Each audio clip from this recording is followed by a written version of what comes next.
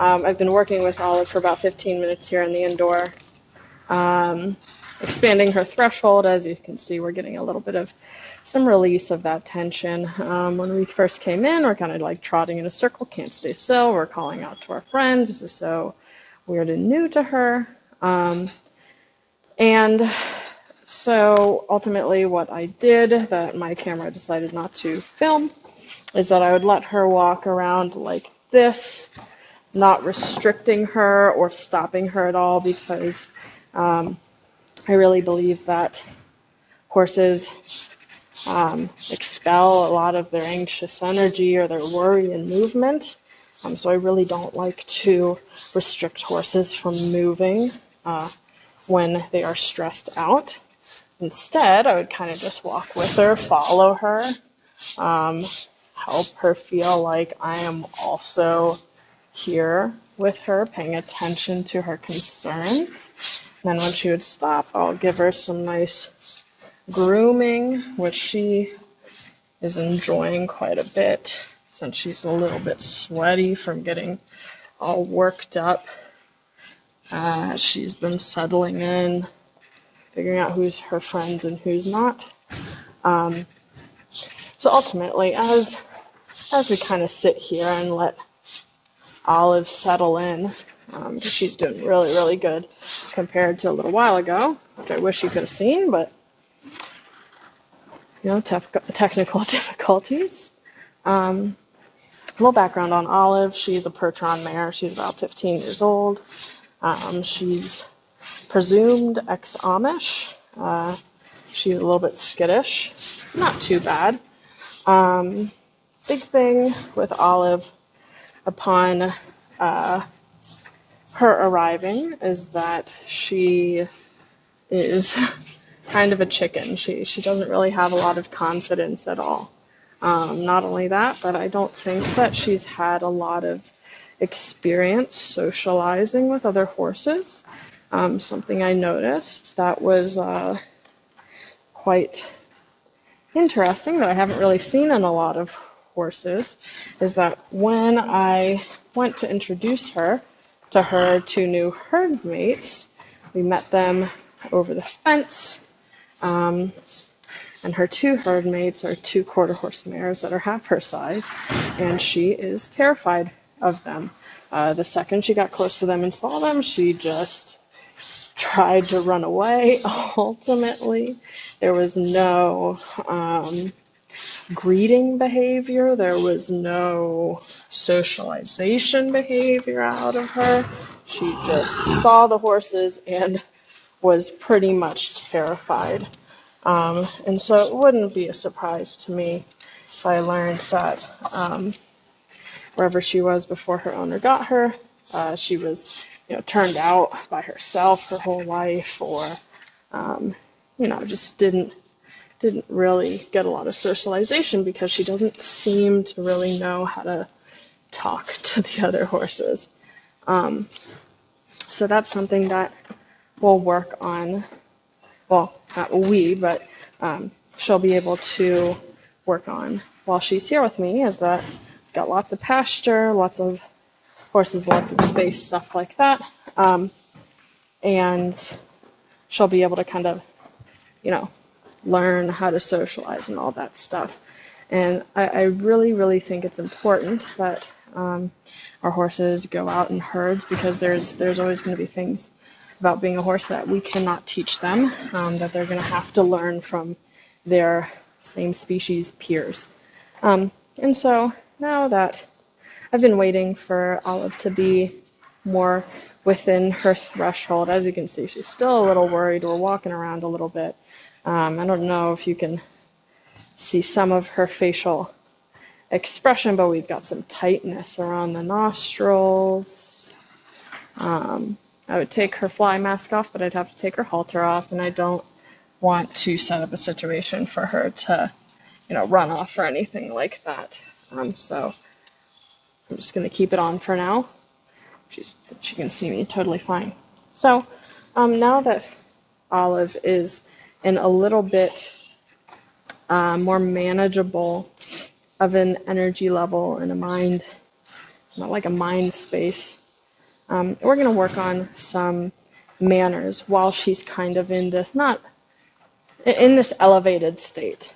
So yesterday, came out to check on her, see how she was settling in. We took a little walk around the property, focused on kind of leading manners and stuff like that.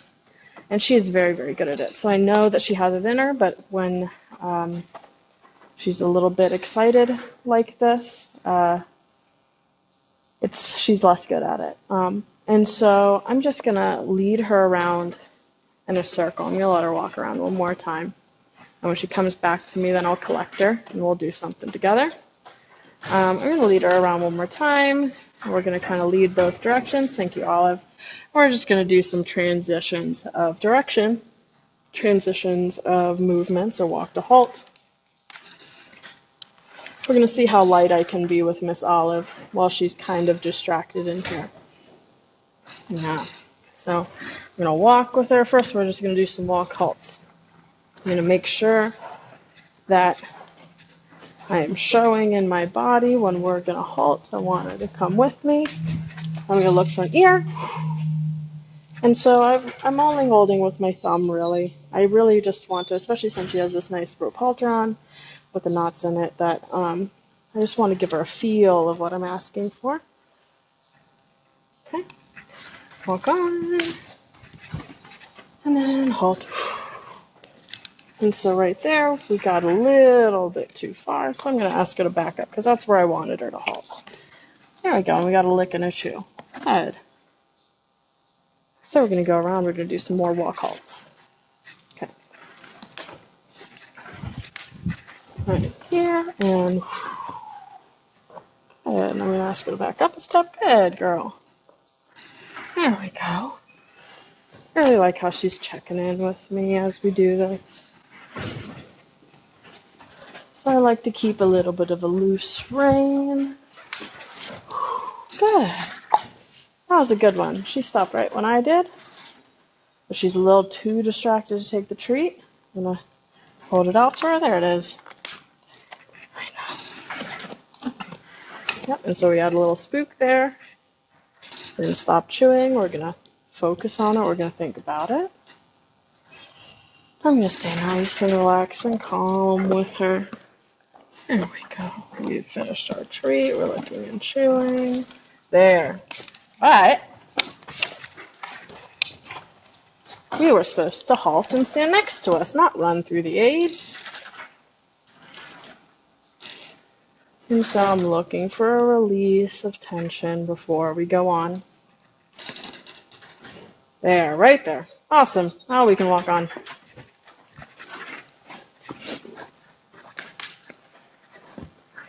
So when I first get a horse in, no matter how educated they are, I really like to start with things like this, because if you kind of go through all the basics of the groundwork and see where a horse is on the ground, very good, Olive, then I can avoid running into any holes or issues that might be arising under saddle. I can probably identify the source issue here and address it before it becomes something where I've got to put a little bit more risk in to find it or address it, if that makes sense. So, like, for instance, if she is running through my pressure here, there's no way I'm going to get on her back, because if she can't stop off of a rope halter nicely and lightly, then there's no way I'm going to control her if I'm going to get up there. So now let's have a bit of a change of direction. I'm going to turn my shoulder and draw her towards me. Fantastic, Olive. And so now she's going to have to turn away from me, which she's doing quite a good job of doing. But if she needs some help, I'll use the end of my rope to kind of bring it into her eye so she sees that I would like her to move over. Like this.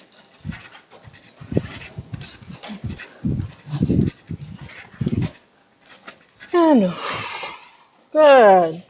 Very nice, Olive. Awesome. Really bummed that my camera decided to turn and film the wall because, even in just the 15-20 minutes that I've been working with her in here, it's completely different. I was having to turn her around in a circle to keep her from running off and all of that stuff. And, now I'm able to really walk her on the loose rein, all of that. So next thing we'll do is that this is something specific that she came here for, is self-parking. I've worked with Olive before she came here at the mounting block. She's not a huge fan of parking up. She'll swing her hind end out, kind of protecting her back. She also has a little bit of an aversive response to the tack. She gets really stressed out and tense. So I'm going to go ahead and guess that Olive had some not too pleasurable experiences, either being started under saddle or being ridden in general. And so what I'm going to do with Miss Olive here is I like to, with horses that don't like to park up, I like to make the mounting block the best place in the barn, the step stool for grooming and scratches and love and carrots and all of that. So she's coming in to check in with me here, which is great. She's approaching me at the mounting block, which is in the direction of what I eventually want from her.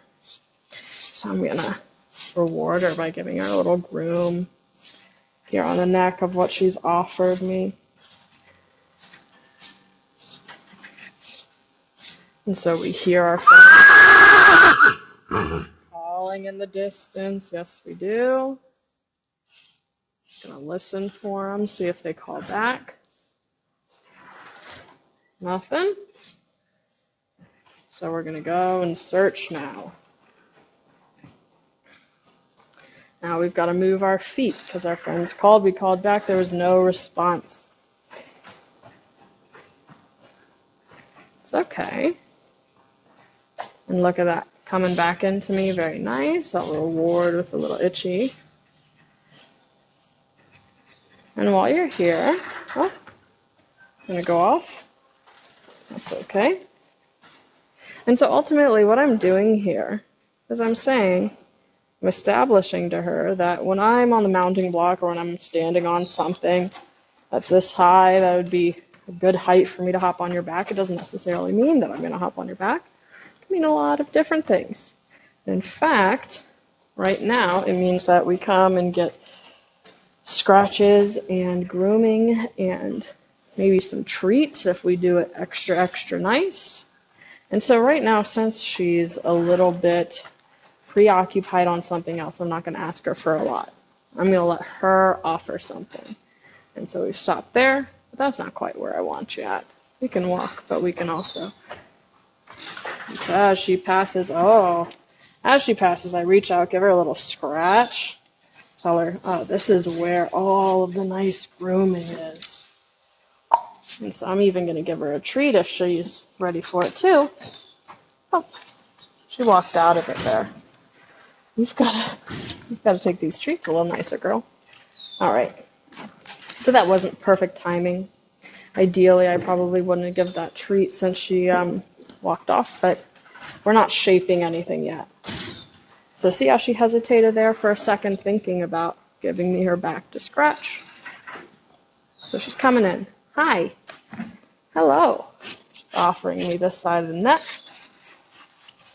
Okay, I'll give you some scratches. And so awesome, really nice. And so when I first start with a horse, I really like to do an activity where we can get to know each other. I can see where they're at, but I'm not bossing them around, telling them to do too much. Kind of seeing what we can do together to start off as our first impression of each other. That is perfect, Olive. Look at that offer. Very nice. Very nice. This is perfect. And so I don't even think she realizes, but she has just offered the entire behavior that I eventually will be shaping and asking for. So I want her to come right up to me, want her to, here, let me see, will you take a treat on this side? No? Not quite? Okay. So she swung her butt out, so I'm not going to give her a treat for that because I don't want to accidentally reinforce that behavior. I say, let's walk around again.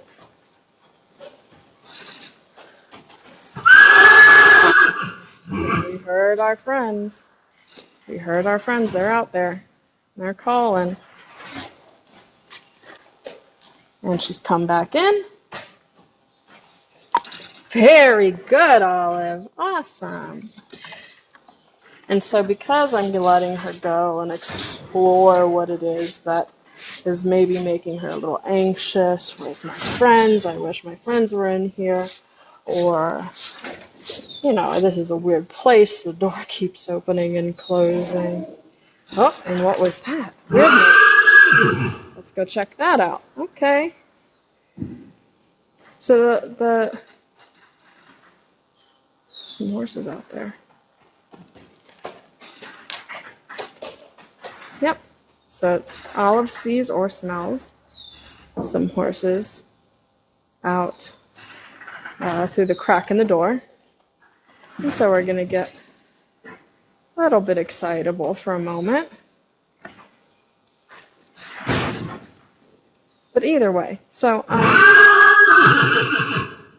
the reason why I'm particularly choosing this approach with Olive is because I'm really trying to create a confident horse who is inquisitive and figures out what the things are that are bothering them. And so I want to encourage Olive to seek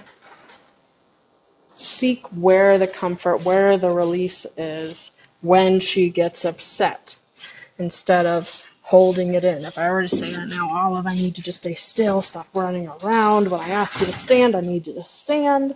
Then I would be requesting and teaching her to kind of bottle that energy inside. And I don't want to do that. I want her to process it. I want her to be able to get up into her sympathetic nervous system where she's unsure and she's saying, oh, do I have to protect myself? Do I need to run? What do I need to do to save myself here to make sure that I'm nice and safe? And then she can come back down into the parasympathetic nervous system where we're relaxing and our body is healing and we've got our gut moving, or rest and digest. And every single time we move back and forth from those two places, we get a more mentally stable horse, a horse that is able to handle the stress and the relaxation. We don't want a horse that doesn't react to something that's dangerous. We want a horse that's able to process that situation and make a smart decision.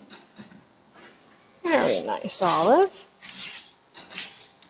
And so something that I'm noticing as well here as we go along is that Olive is a lot more keen to give me her left side than her right side. I don't know if you guys can see from the video here, but she does have an old scar on her right side of her body. So that could completely be one of the reasons why she doesn't want to present that side to me as much. Yeah, she could have some residual pain there. She could have some trauma in the body from whatever left that scar in the first place. But either way, it's important to kind of note the patterns that your horse is giving. She's regularly, good girl, that was perfect. She's regularly offering me this left side quite perfectly, and I'm giving her the option to change direction if she wants to. But she really, so far, on the right side has only offered me the bulge of her neck. Hasn't even really offered me her shoulder yet on that side, which I think is quite interesting. Quite interesting.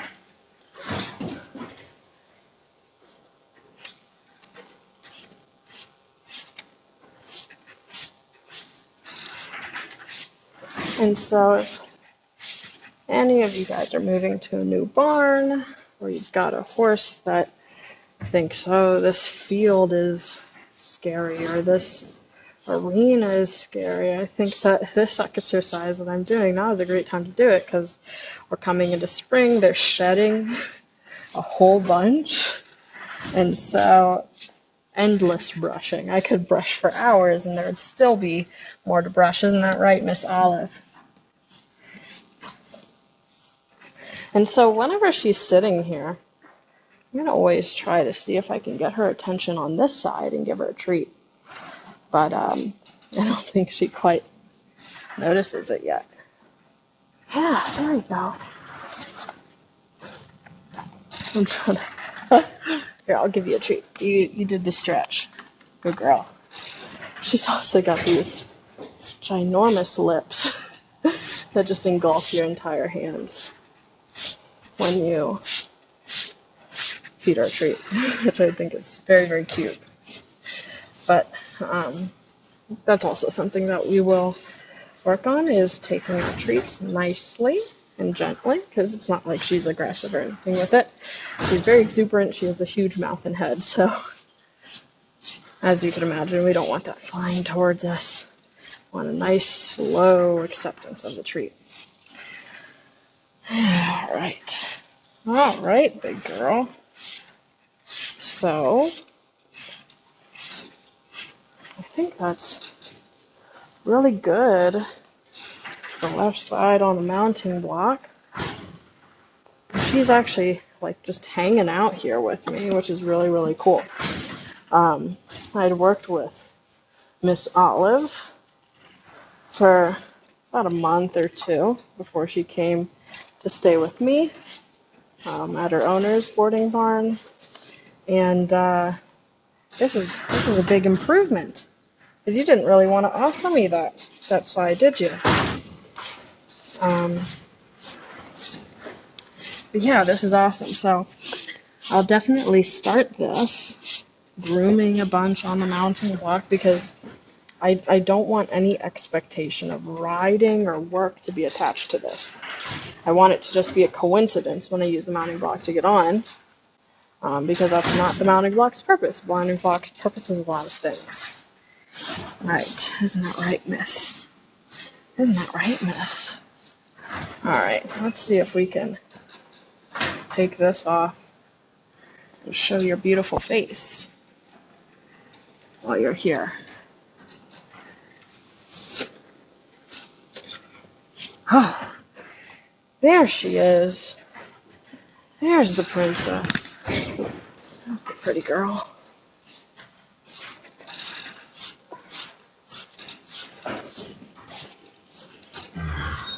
Yeah, she's enjoying this a lot.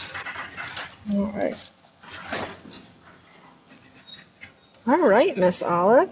So now what I'm going to do, I'm going to hop off of this. I'm going to come around and I'm going to hop back on this, see if she'll park next to me.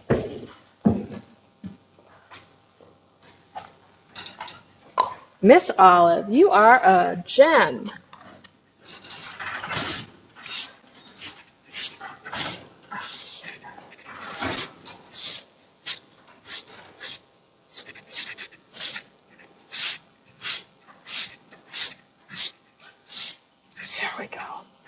I might lay on her a little bit here to get to the other side while I'm brushing. Look how much more calm and relaxed she is. What a good girl, Olive.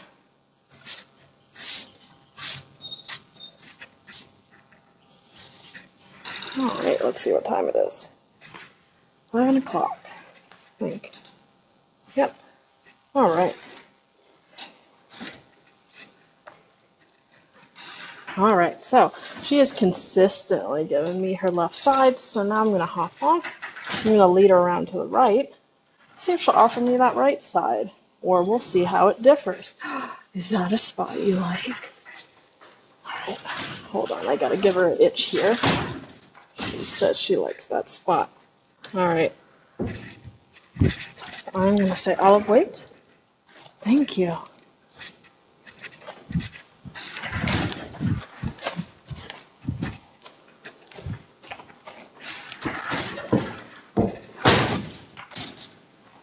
Let's go all the way around, Olive.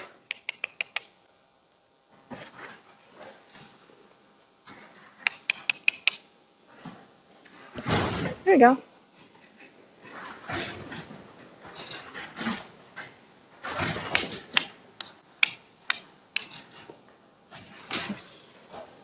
Oh, quite nice, Miss Olive. All right. So not nearly as straight as the other side, but we're not doing any sort of shaping here. And then notice she's backed up. She's backed up, and then she's put me on her left side again. So what does this mean? So I'm going to stand here in neutral. Let's see what she is offering, because this is important here. I'm understanding a little bit about Olive. I'm going to understand a little bit about what she's comfortable with and what she's not. Because especially with some of these more stoic types, like the drafts and stuff like that, you can kind of miss it if you don't pay enough attention. So she's offering me the left side again.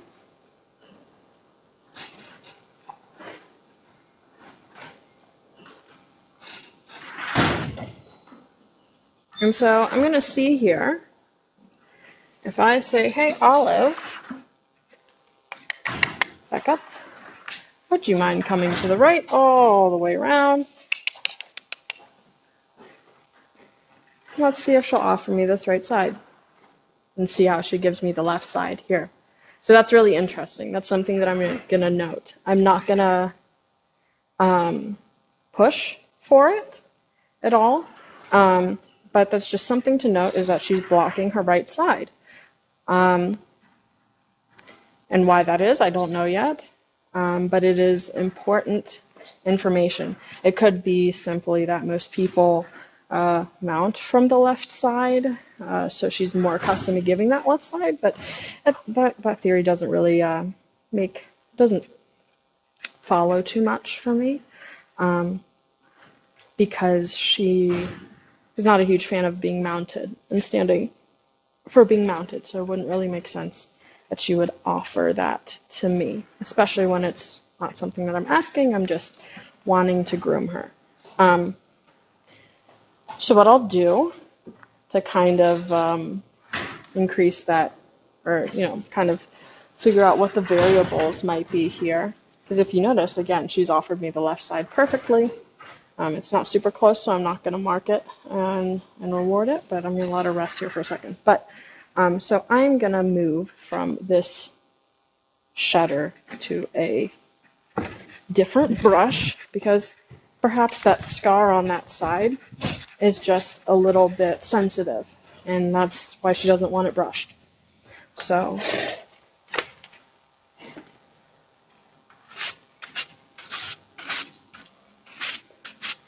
we've got a soft brush here. I'm going to allow her to park up over here so she can feel the soft brush. Yep, that's all right. And so let's see how long it takes her to come back this time. You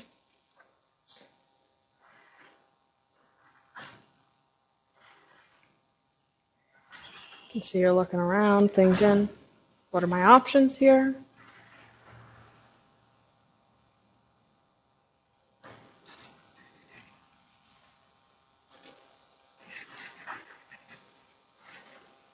You can tell by the rate that she's breathing, that she's thinking. This isn't a freeze response. This is actual thinking, as well as the movement of her head, her ears. Trying to get a full idea of where everybody is.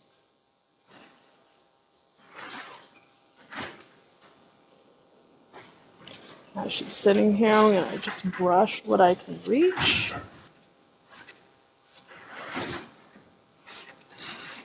That's another thing why I like to use this grooming when we talk about the sympathetic and parasympathetic nervous system. when horses are grooming each other, they're in the parasympathetic nervous system. They're not in fight or flight. They're not, that's something that's done when our resources are met and we're relaxed and we're hanging out. And so by, introducing myself to her, creating a little bit of a relationship, see, she's checking in with me right here. I can kind of suggest to her, okay, we can calm down now. I think the threat's gone. You're going to groom me a little bit. I'm feeling good. Are you feeling good? And so right here, she's still thinking. She's made sure now that she's got me in one of her eyes as she kind of figures everything else out, looking around.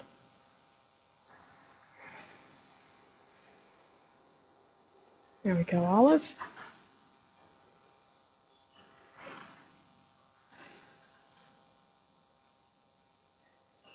Good girl.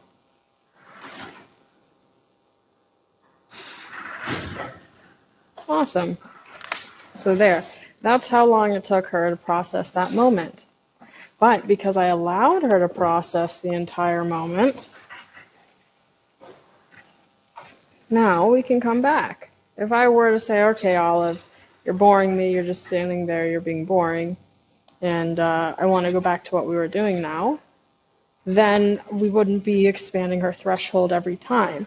We've had a massive change from when she first came in here to just now, simply because I've allowed her the time and the space and the patience to fully process when she's offering to process.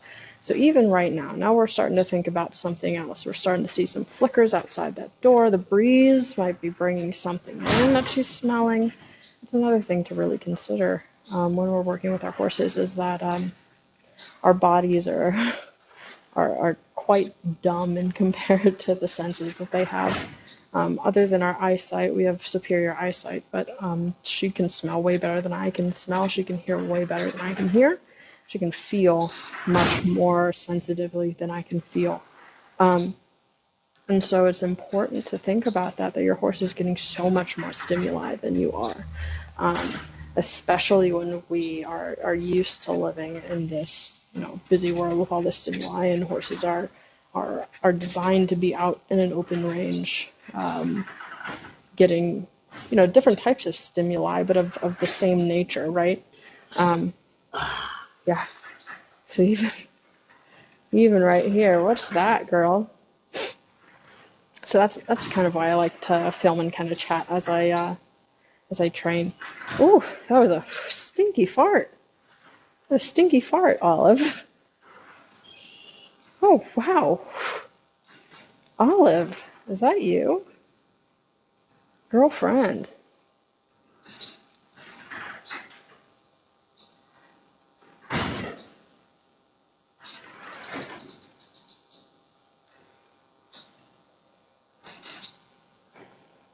And so we're in deep thought right here for a moment. Notice how the blinking has stopped. The breathing is shallow. There we go.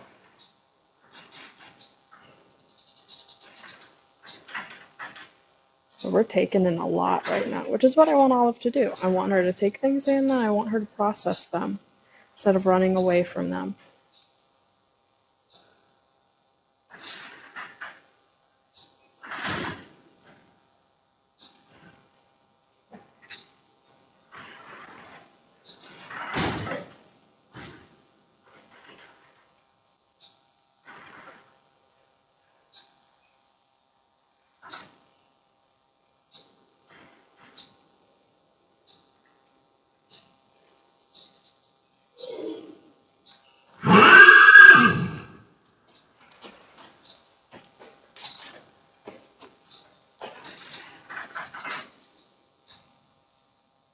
And so we heard a gelding outside, snort or squeal or something. There we go. Lick and chew, lick and chew. Good girl. Again, noticed how when she got concerned, she switched and gave me her left side instead of her right side. Again, I don't know what that pattern is yet, but it is a pattern. And something to consider as we move forward.